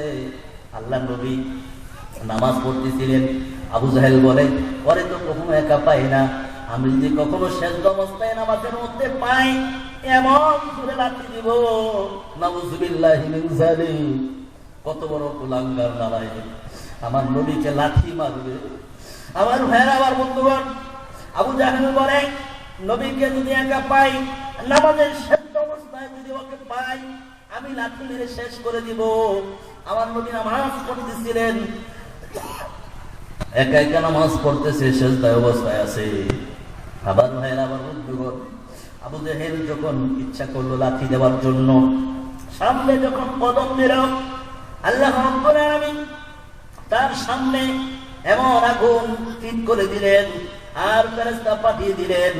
আবু জাহেল দৌড়াচ্ছে। লোকেরা বলতেছে কি ব্যাপার আবু জাহেল, তুমি ভয় পেয়ে গেলে, কারণ কি? বলে আমি তো মুহাম্মদকে ভয় পাই না। যখন মুহাম্মদকে মানার জন্য অগ্রসর হচ্ছিলাম, ফেরেশতারা এমন ভাবে আমার দিকে আসছিল, মনে হয় আমার কলিজাটা দেহ থেকে বের করে নিয়ে যাবে। আর জোরে বলে সুবহানাল্লাহ। আমার ভাইয়ের আমার বন্ধুগণ, একটা দুইটা নয়, হাজার হাজার মুজিজা আল্লাহর নবীর জীবনে ঘটেছে। যেহেতু এই রবিউল আউয়াল মাস নবীর জন্মের মাস, নবীর মৃত্যুর মাস খুব ভালো করে বুঝেন। আমার ভাইরা, আপনাদেরকে নিয়ে আমি মোনাজাত দিব। আর ছোট ছোট কয়েকটা ঘটনা বলতে চাই। কিতাবের মধ্যে আসছে আল্লাহ নবী একা একা বসে আছেন, সাথে আল্লাহ নবীর একজন সাহাবী। কিতাবের মধ্যে আসছে নবীজির মনটা খারাপ, মনে দুঃখ, ছোট ছোট পাথরের কণা আল্লাহ নবী হাতে নিলেন। মৌমাছিরা যেমন গুনগুন করে গান গায়, ওই পাথরগুলি নবীজির হাতে তাসবিহ পাঠ করতেছে। সুবহানাল্লাহ, সুবহানাল্লাহ, আলহামদুলিল্লাহ, আল্লাহু আকবার জিকির করতেছে। এই পাথরগুলি যখন জমিনে রেখে দেয়, আবার গুনগুন বন্ধ হয়ে যায়, জিকির বন্ধ হয়ে যায়। এবার হযরত আবু বকরের হাতে আল্লাহর নবী, ইতিমধ্যে আবু বকর এসেছে, তারপরে ওমর এসেছে, আলী এসেছে, উসমান এসেছে। আল্লাহ নবী এক এক করে এক একজনের হাতে দিলেন। মৌমাছির মতো পাথরগুলি গুনগুন করে তাসবিহ পাঠ করে। সুবহানাল্লাহ। আর যখন এই পাথরগুলি জমিনে রেখে দেয়, গুনগুন বন্ধ হয়ে যায়, আওয়াজ বন্ধ হয়ে যায়। আল্লাহ নবী বলতেছেন, এই পাথরগুলি চারজনের হাতে গেলে গুনগুন করে, কারণ কি? তারা হলো আমার স্থলাভিষিক্ত হবে। আমি নবী মুহাম্মদ রাসূলুল্লাহ সাল্লাল্লাহু আলাইহি ওয়াসাল্লাম যখন থাকবো না, এই চারজন খেলাফতের দায়িত্ব পালন করবে। সুবহানাল্লাহ। আমার ভাইরা, আমার বন্ধুগণ, এরকম আরো বহু মুজিজা আছে। কিতাবের মধ্যে আসছে হযরত আলী রাদিয়াল্লাহু তাআলা আনহু আল্লাহ নবীর সঙ্গে ছিলেন। নামাজের সময় হয়ে গেছে, সাথে সামান্য পানি, অল্প পানি, পানি দিয়ে ওযু করা যায় না। আর পানি যদি খাওয়া হয় তাহলে আর ওযু করা যায় না, আর ওযু করা হলে খাওয়া যায় না। আলী রাদিয়াল্লাহু তাআলা আনহু বলতেছেন, ইয়া রাসূলুল্লাহ, ইয়া হাবিবাল্লাহ, পানি পাবো কোথায়? বলে, এই পানি আছে, পানিটা নিয়ে আসো। আল্লাহ নবীর সামনে নিয়ে আসেন। আল্লাহ নবী হাত ভিজিয়ে দিলেন। হাত ভিজিয়ে সামান্য একটু কি যেন দোয়া করলেন, আর সঙ্গে সঙ্গে পানির ঝর্ণা দ্বারা প্রবাহিত হয়ে গেল। কিতাবের মধ্যে আসছে আমার ভাইয়ের, আমার বন্ধুগণ, একজন দুইজন নয়, 70 জন কোন কিতাবে আসছে 1000 পর্যন্ত লোক ওখানে ছিল। সবাই পেট ভরে পানি খেয়েছে, ওযু করেছে। যেই সামান্য পানি ছিল, ওই পানি রয়ে গেছে। সুবহানাল্লাহ। আমার ভাই, আমার বন্ধুগণ, আমি আপনাদেরকে বলতে চাই, যেই নবীর জীবনে এত মুজিজা ঘটেছে, সেই নবী কিন্তু দুনিয়াতে থাকতে পারে নাই। কি বলেন, ঠিক কিনা? সেই নবী দুনিয়া থেকে চলে গেছে। এই বাচ্চা, এই পোলাপান খালি ডিস্টার্ব করে। কি বলে, ঠিক কিনা? একটা বড় লোক ওঠে না, বাচ্চারা ডিস্টার্ব করে। একটু খেয়াল করেন, কেউ যদি পাশে থেকে উঠা যাতায়াত ধরে রাখেন, টান দিয়ে ধরেন, যাও কই। মাহফিল কি প্রত্যেকদিন হয় না? বছরে একবার হয়। বছরে কয়বার? একটা দিন আল্লাহর জন্য কোরবান করতে পারবেন না? আপনারা পারবেন না? আমার ভাইয়েরা, আমার বন্ধুগণ, বলতেছিলাম যে নবীর জীবনে হাজার হাজার মুজিজা ঘটেছে। যেই নবীকে সৃষ্টি না করলে পরে এই পৃথিবীর কোনো কিছু সৃষ্টি হতো না। সেই নবী দুনিয়ার জমিন ছেড়ে বিদায় নিয়ে চলে গেছে। খুব ভালো করে বুঝেন, রবিউল আউয়াল মাস নবী চলে গেছে, তার জীবনের শেষ কথা কি ছিল, এই জিনিসটা জানা দরকার। কি বলে, ঠিক কিনা? এই ওয়াদারা করা বয়ান সারবো, মোনাজাত দিব। নবীজির শেষ ইচ্ছা কি ছিল, তার শেষ চিন্তা ধারা কি ছিল, একটু খেয়াল করেন আমার ভাইয়েরা। নবীজির শেষ মুহূর্তে তিনি অসুস্থ হয়ে গেলেন। তিনি বসতে পারে না, দাঁড়াইতে পারে না, কখনো হুশ আসে, কখনো বেহুশ হয়ে যায়। আমার নবীর চোখে পানি, বসতে পারে না। সাহাবায়ে কেরাম দীর্ঘ সময় অপেক্ষা করতেছে, মসজিদে গিয়ে নামাজ আদায় করবে। হযরত আয়েশাকে ডাকতে বলে, আয়েশা, নামাজের কি সময় হয়ে গেছে? বলে, হ্যাঁ, সময় হয়ে গেছে। বলে, আয়েশা, লোকেরা কি নামাজ পড়তেছে কিনা? বলে, না, আপনার জন্য অপেক্ষা করতেছে, আপনার জন্য অপেক্ষা করতেছে। সময় যেহেতু হয়ে গেছে, সময় টাইম পার হয়ে গেছে, সাহাবায়ে কেরাম আমার আব্বার ইমামতিতে নামাজ আদায় করতেছে। সুবহানাল্লাহ। আয়েশাকে বললেন, আয়েশা, আমার মাথাটা একটু উঁচু করে ধরো। আমি মসজিদে নববীর দৃশ্যটা দেখি। আল্লাহ নবী মসজিদ নববীর দৃশ্যটা দেখলেন, দেখতেছে লোকেরা জামাতের সঙ্গে নামাজ আদায় করতেছে। আশাকেরা দিলেন, চোখের পানি ছেড়ে দিলেন, আয়েশা এই নামাজের জন্য দান্দান মুবারক শহীদ হয়েছে, এই নামাজের জন্য তাইকে আমার রক্ত দিতে হয়েছে, এই নামাজের জন্য কত সাহাবায়ে কিরাম শহীদ হয়েছে, এই নামাজের জন্য কত কোরআনে হাফেজ শাহাদাত বরণ করেছে, এই নামাজের জন্য আমার মাথায় লোহার পেরেক ঢুকেছে। আয়েশা এই নামাজের ছবিটা আমি দেখতে চেয়েছিলাম, আমি ইন্তেকালের পরে আমার সাহাবীরা এইভাবে করে কিয়ামত পর্যন্ত জামাতে নামাজ আদায় করবে। এই দৃশ্যটা দেখার জন্যই আমি এত কষ্ট করেছি। আমার ভাইয়ের আল্লাহ নবী শুয়ে আছেন, হযরতে ফাতেমার সাথে বসা, কে যেন দরজায় নক করলো। আল্লাহ নবী বলতেছেন, ফাতেমা দরজাটা খুলে দাও, কে যেন এসেছে, দরজা খুলে তুমি একটু দেখো। ফাতেমা দরজার কাছে গেলেন, গিয়ে দেখে এত বড় মানুষ জীবনে আর কোনদিন তিনি দেখে নাই।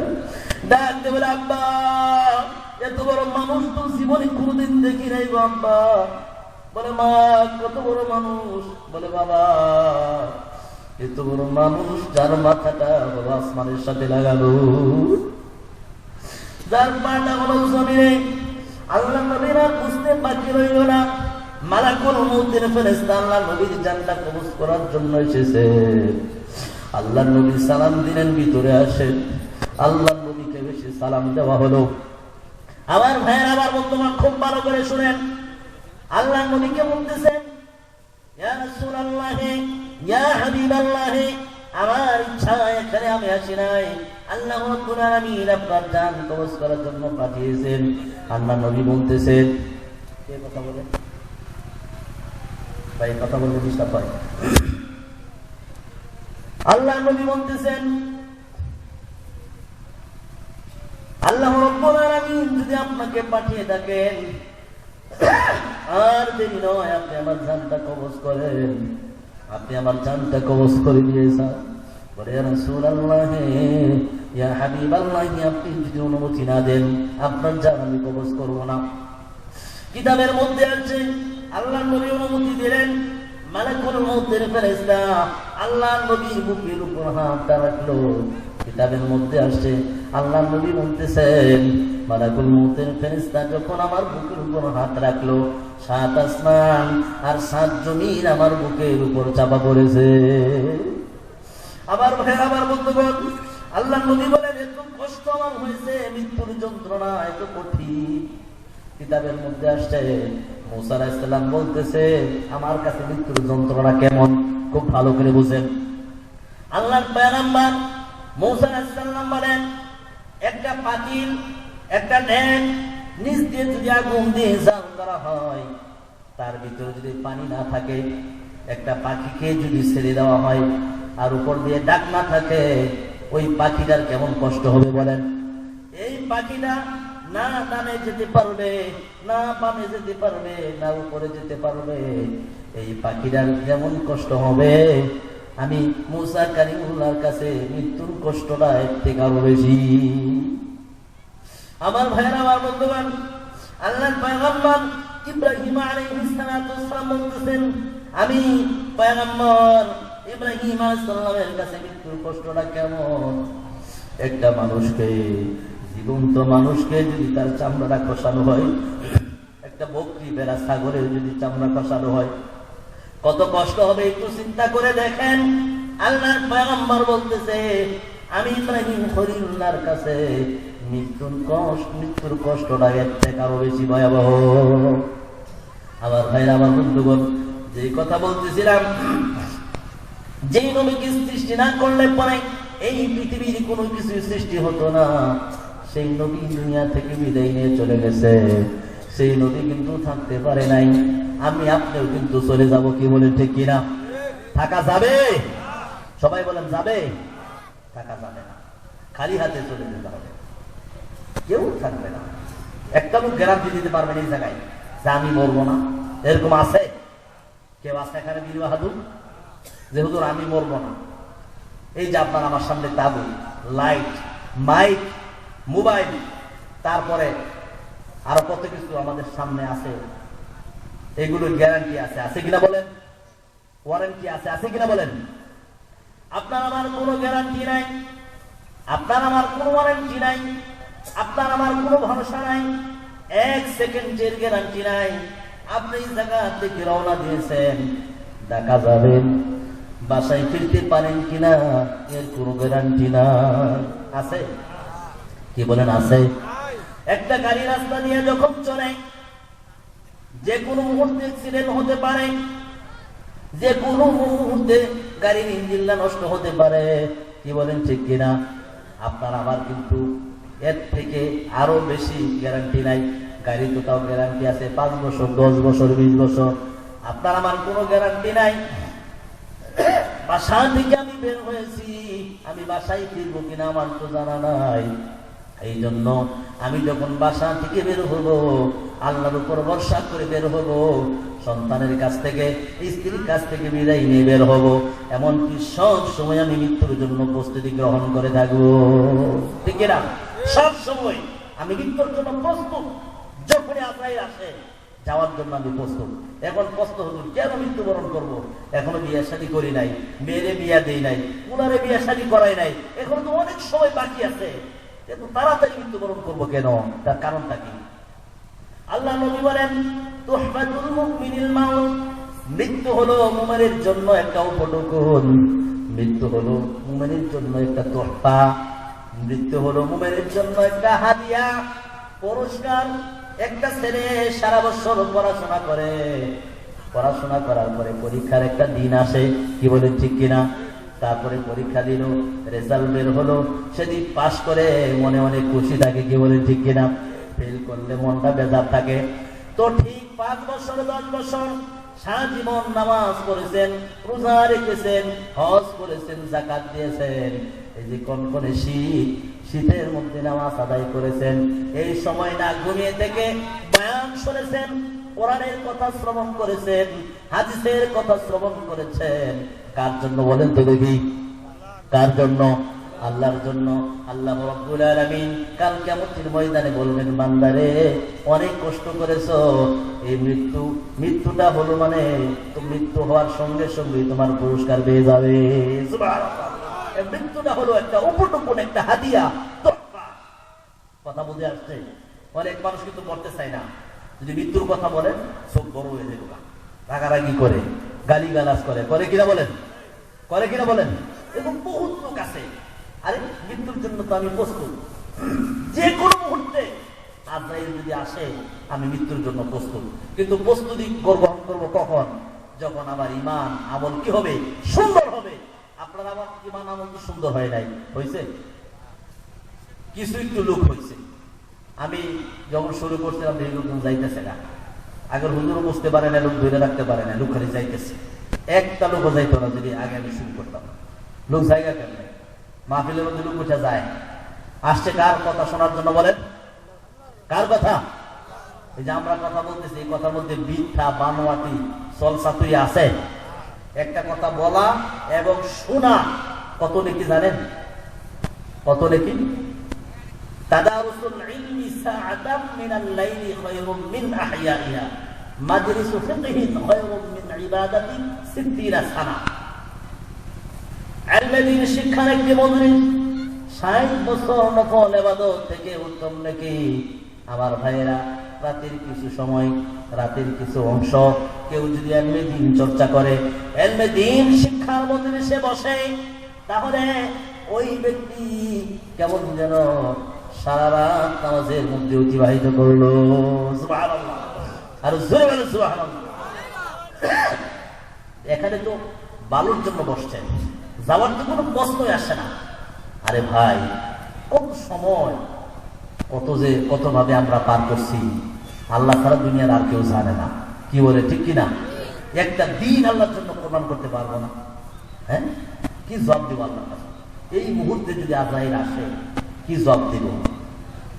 একটা ঘটনা, আমার মসজিদে আমি নামাজ পড়াইলাম, নামাজের পরে মুসল্লিরা আসতো, এসে বলতেছে হুজুর এই লোকটা তো সেজদা থেকে উঠে না।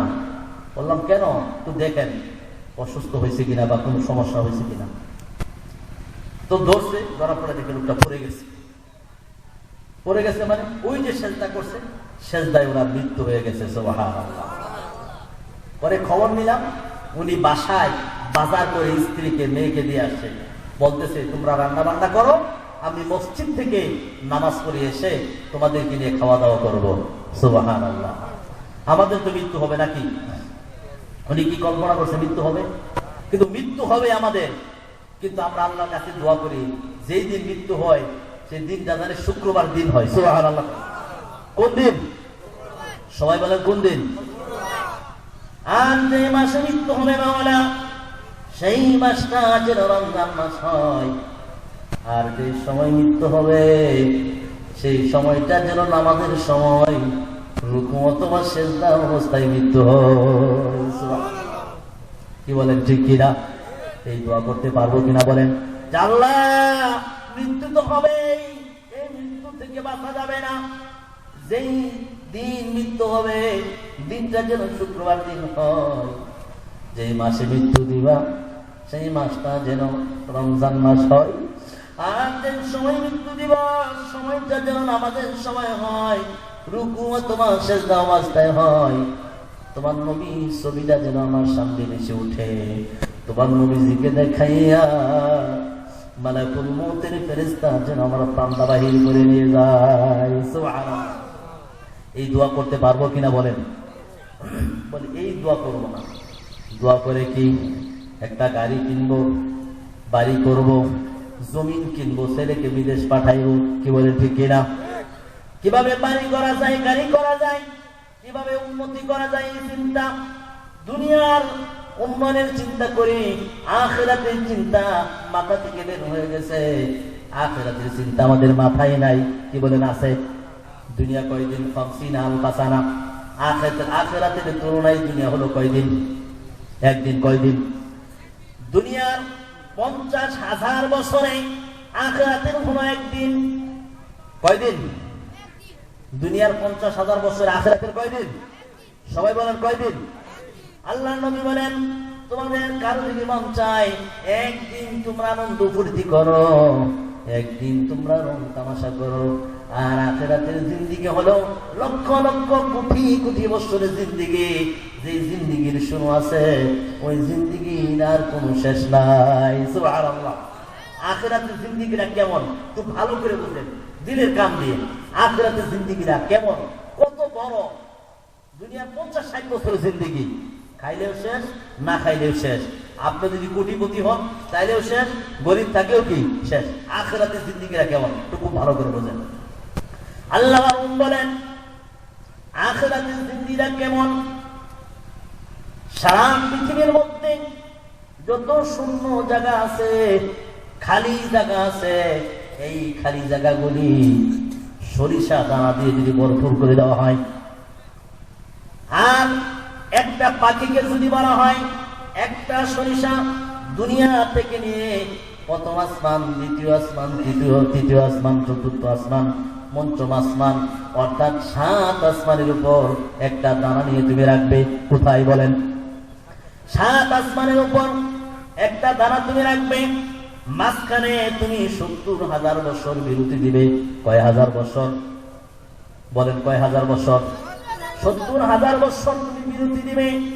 তারপরে আবার আরেকটা দানা তুমি দুনিয়া থেকে নিবে, আবার 70,000 বছর তুমি বিরতি দিবে।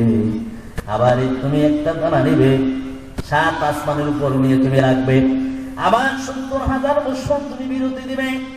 আবার আরেকটা দানা নিয়ে 7 আসমানের উপর তুমি রাখবে, 70,000 বছর বিরতি দিবে। আমার ভাইরা, আমার বন্ধুগণ, এমনি করে আজ না হয় কাল এই দানাগুলি শেষ হয়ে যাবে। ঠিক কিনা? কিন্তু আখিরাতের যে জিন্দেগি শুরু হবে আর কোনদিন শেষ হবে না। যে জিন্দেগির শুরু আছে আর কোনদিন শেষ নাই। সুবহানাল্লাহ। আর সুবহানাল্লাহ। ওই জিন্দেগি চান আপনারা? ওই জিন্দেগি কি চান? কারা কারা চান একটু হাত তুলে তো দেখি। আপনারা ঘুমাইতেছেন, হাত তুলেন, একসাথে হাত তুলেন। হইল না? হাত তুলে নামা, একসাথে উড়ান তো দেখি। হইল না? হাত নামান। আমি যখন বলবো ওঠান, হাতগুলো উঠান, নামান, আবার ওঠান, হাতগুলো এরকম নাড়ান, জোরে নাড়ান। দেখেন তো কত সুন্দর দেখা যায়। আল্লাহু আকবার, লিল্লাহি তাকবীর, লিল্লাহি তাকবীর। হাত নামান। এরকম নাড়াচাড়া না দিলে তো আপনাদের ঘুম চলে আসবে। কে বলেন ঠিক কিনা? আমার ভাইরা, মোনাজাত দিয়ে দিব, এর আগে একটু কথা বলি। এই মাহফিলটা কি কেমন পর্যন্ত হোক আপনারা চান? আপনারা চান তো? মাহফিল করতে গেলে খরচ আছে কিনা বলেন? খরচ আছে না? মাহফিলে কিন্তু অনেক খরচ। এই লাইটের ব্যবস্থা, তাবুর ব্যবস্থা, তারপরে স্টেজের ব্যবস্থা, মাইকের ব্যবস্থা, এইগুলি লাগে। লাগে কিনা বলেন? আল্লাহ রসুলের কাছে সাহাবায়ে কেরাম এসে বিভিন্ন কথা বলতেন। তো আল্লাহ রাসূল সাল্লাল্লাহু আলাইহি ওয়াসাল্লাম যখন সাহাবায়ে কেরামদেরকে যে কোনো কাজের জন্য বলছেন, সঙ্গে সঙ্গে তারা ইসলামের জন্য দাঁড়িয়ে গেছেন। সুবহানাল্লাহ। যে কোনো কাজে মনে করেন আল্লাহ নবী বলতেন, ওয়া আমার সাহাবীরা, আগামী কালকে জিহাদে যেতে হবে, তোমাদের কার কাছে কি আছে তোমরা আল্লাহ নবীর কাছে নিয়ে আসো। সাহাবায়ে কেরাম সব কিছু আল্লাহ নবীর কদম মুবারকে নিক্ষেপ করলেন। সুবহানাল্লাহ। মহিলারা কানের ফুল, নাকের দুল, গলার হার সব কিছু আল্লাহ নবীর কদম মুবারকে এনে হাজির করলো। হযরত আবু বকরের কথা সবাই জানা আছে। আবু বকর সিদ্দিক রাদিয়াল্লাহু তাআলা আনহু তার যা ছিল সব কিছু আল্লাহ নবীর জন্য উৎসর্গ করে দিলেন। সুবহানাল্লাহ। আবু বকরের মতো দান কেউ করতে পারে নাই। আবু বকরের কথা সকলের জানা আছে। তাম পৃথিবীর মধ্যে যত মানুষ আসছে এবং কেমন পর্যন্ত আসবে, আবু বকরের নেক যদি এক পাল্লায় রেখে দেওয়া হয়, আর পৃথিবীর সারা পৃথিবীর সমস্ত মানুষের নেক যদি অপর পাল্লায় রেখে ওজন দেওয়া হয়, আমার আবু বকরের নেকের পাল্লা বহু বহু গুণে বাড়ি হয়ে যাবে। আমার ভাইয়ের, আমার বন্ধুগণ, আবু বকরের সম্মান আমার আল্লাহ কেন তোমারই দিলেন? তার কারণ কি? তার কারণ হলো ইসলামের জন্য তিনি সব কিছু বিলীন করে দিয়েছে। সুবহানাল্লাহ। কারণ মানুষ সব থেকে বেশি কি মহব্বত করে বলেন তো দেখি? দুইটা জিনিস। কয়টা জিনিস? সবাই বলেন কয়টা? আওয়াজ দিয়ে বলেন কয়টা? দুইটা জিনিসের নাম কি? একটা হলো মাল, টাকা পয়সা, আর একটা হলো নারী। টাকার জন্য মানুষ হত্যা করে, কি বলেন ঠিক কিনা? আমরা টাকা সামুদ্রিকটা চলে যেতেছে, আর ভাই কালেকশন করবো না, মোনাজাত দিয়ে দিব, বসেন। টাকার জন্য মানুষকে হত্যা করে, করে কিনা বলেন? মেয়ের জন্য মানুষ হত্যা করে, করে কিনা বলেন? অনেকে বলে হুজুর ইসলামের জন্য জীবনটা দিয়ে দিব। আরে জীবন পরে দেব, আগে মাল দেব। আগে কি দেব? আগে কি দেব? আগে টাকা দেব। একটা ভালো ঘটনা শুনেন। এক লোক বৈশা বৈশা কাঁদতেছে। এ ভাই যাইকে পেনটা ধরেন, কিন্তু কেউ গেলে আসে, কেউ যায় না। আমি অনুরোধ করবো, আমি মুসাফির মানুষ, হাদিসে আসছে মুসাফির যেই দোয়া করে সেই দোয়াই কবুল হয়। মুসাফির তো আল্লাহ ফিরাই দেয় না। আমি আপনাদেরকে নিয়ে দোয়া করবো। এলাকায় অনেক মানুষ কবরে আছে, আছে কিনা? এখানে কত মানুষ আছে, অনেকের মা নাই, বাপ নাই, দাদা নাই, দাদি নাই, কেউ না কেউ কবরে আছে, আছে কিনা বলেন? আছে না? অবশ্যই আছে। তাদের জন্য দোয়া হবে। তো ওই লোকটা বসে বসে কাঁদতেছে। বলে তুমি কাঁদো কেন? বলে আমার কুকুরটা না খায় মরতেছে, এই জন্য কাঁদতেছে। বলে তোমার পুতলার মধ্যে কি? বলে আমার পুতলার মধ্যে হলো, এ ভাই আপনার জান রাখেন, কিন্তু বয়ান শেষ করে দিয়েছেন, দুই জন্য যাইতেছি না, এত ঠিক না। তো আপনার পুতলাই কি করে? হালুয়ার রুটি। বলে এটা দিলে তো করতাম আছে। বলে আরে এই হালুয়ার রুটি যদি দেই তাহলে তো টাকা লাগবে। কাঁদতেছি, টাকা লাগতেছে না। কথা বুঝছেন? কানলে কি টাকা লাগে? টাকা লাগতেছে না। সুন্দর একটা ঘটনা আপনাদেরকে শোনাই। আল্লাহ নবীর কাছে একজন সাহাবী আসলেন, অসহায় ব্যক্তি, ব্যবসা বাণিজ্য ধ্বংস হয়ে গেছে, ছেলে মেয়ে খুব কঠিন অবস্থায় আছে। এসে বলতেছি, ইয়া রাসূলুল্লাহ, আমি কঠিন বিপদে আছি, যদি আমাকে একটু সাহায্য করতেন, সহযোগিতা করতেন। আল্লাহ নবী বলেন, ও আমার সাহাবী, আজকে 2 দিন 3 দিন হয়ে গেল নবীর চুলায় অভিযোগ, নবীর পেটে খাবার নাই, নবীর ঘরে সবাই না খেয়ে আছে, নবীজির কাছে দেওয়ার মতো তো কোনো কিছুই নাই। যেহেতু তুমি বিপদগ্রস্ত, এমন একটা ব্যক্তির সন্ধান দিচ্ছি এমন একটা ভালো মানুষের সন্ধান দিচ্ছি, তার কাছে তুমি যদি কি আবদার করো, তার কাছে কি তুমি যদি কোনো কিছু প্রার্থনা করো, অবশ্যই ওই লোকটা তোমাকে কিছু না কিছু দিবে, ওই লোকটা তোমাকে ফিরিয়ে দিবে না। আল্লাহ নবীর কথা মতো তিনি চলে গেলেন ওই ব্যক্তির বাড়িতে। বাড়ির বাহিরে যখন গেলেন, বাড়ির পিছনে যখন গেছে, ভিতরে ঢুকে নাই। ঘরের ভিতরে কুপি জ্বলতেছে, বাতি জ্বলে, হারিকেন। এখন তো আধুনিক যুগ, কারেন্ট আছে, আপনার সোলার আছে। আগে হারিকেন জ্বলতো, কুপি জ্বলতো, বাতি কি বলে ঠিক কিনা? আপনাদের দেশে গাছা বলে না, গাছা নাকি? ওই কুপিরা কেটে কি বলে? গাছা। তো কুপি জ্বলতেছে, গাছার মধ্যে রেখে কুপি জ্বলাইতেছে। তো সন্তানরা শরীরটা একটু বেশি বাড়াইয়া দিছে। তো বেশি বাড়াই দিলে তেল বেশি পুড়ে কিনা বলেন, বেশি পুড়ে কিনা বলেন। তো স্ত্রীকে স্বামী এমন ভাবে ধমক দিছে, ছোট বর শরীরটা কমাই দিলেই তো হইতো, তুমি বাড়াই দিলা কেন, কমাই দাও। উনি পিছন দিকে বলে, আল্লাহ রাসূল কার কাছে বাড়াইছে? তো কান দোষ, কিন্তু কফির ত্রিপট শরীরটা বাড়াই দিচ্ছে, দিদিকে দমকাচ্ছে, সে আমার দান করবো কি? আমি যাই না। পরে আবার কত দূর যায় খারাইছে, পাড়াইছে কে? আল্লাহ নবী সুবহানাল্লাহ। দেখবা না দেখ, যদি পাড়াইছে আমি একটু চাইয়া যাই, কথা বুঝেন নাই কথা। উনি একবার যায় আর একবার আসে, একবার যায় একবার আসে। আপনাদের মধ্যে এরকম লোক আছে না? তো সামু না সামু না এরকম করে কিনা বলেন? তো উনি এরকম করে, সামু না জামু না। তো এক কদম সামনে যায়, আরেক কদম পিছনে আছে। আচ্ছা যা যাই, যেহেতু পাড়াইছে আল্লাহ রাসূল, যাই তো সওয়াল করি। আস্তে করে বাড়ির ভিতরে ঢুকে সালাম দিলেন। আমি নবীর একজন সাহাবী, আল্লাহ নবী আমাকে পাঠিয়েছেন, আমি অনেক বিপদগ্রস্ত, ভাই আমাকে একটু সাহায্য করেন। বলে, ভাই তুমি একটু দাঁড়াও, অপেক্ষা করো, মিশন থেকে আমার 70টা উট বুঝাই মাল আসতেছে, তুমি যদি মনে করো সবগুলো নিয়ে যাবে, আমার কোনো আপত্তি নাই। তুমি যদি মনে করো অর্ধেক নিয়ে যাবে, আমার কোনো আপত্তি নাই। তুমি যদি মনে করো 4 ভাগের 1 ভাগ নিবে, তাতে আমার কোনো আপত্তি নাই। ওই লোকটা কাঁদতেছে, দু চোখ দিয়ে ঝরঝর করে পানি পড়তেছে। বলে, ভাই এসে দেখলাম কি, আর এখন হচ্ছে কি? বলে, ভাই কি দেখলে আর কি হচ্ছে? বলে, ভাই তোমার বাড়ির পিছনে যখন আসলাম, কে যেন তার বিবিকে ধমকাচ্ছে। বিবি ঘরে বাতির সলিতা তুমি বাড়ি দিয়েছো, তেল তো বেশি পড়তেছে, বিবিকে বকাঝকা করতেছে, ধমকাচ্ছে। আর এখন আমি চাইলাম 70টা উট বুঝাই মাল তুমি দিয়ে দিলে, তার কারণ কি? বলে, আরে ভাই তোমাকে যেই দান করলাম, এইটার হিসাব কাল কিয়ামতের দিন আমার আল্লাহ আমার কাছে দিবে। সুবহানাল্লাহ।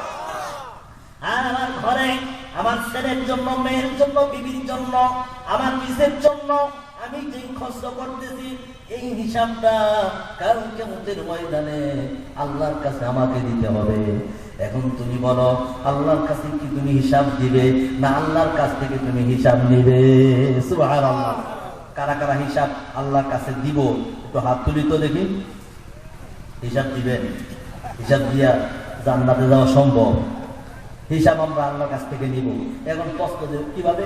সে একটা বিদেশ পাঠাইছে, ওখানে যে মাসে মাসে টাকা পাঠাই, আপনার ফোন দিয়ে, আব্বা আব্বা টাকা কি করছো? ও জমি চাকরি, ঘর করছি, বাড়ি করছি, লেফটিন বানাইছি, হিসাব দেন কিনা বলেন? বুঝলেন না কথা? হিসাব দেন কিনা? আর বিদেশ পাঠাইছেন, বাদাম দেয়া, জোয়া খেলে, গান দেখায়, টাকাও পাঠায় না, ফোন দেন কিনা?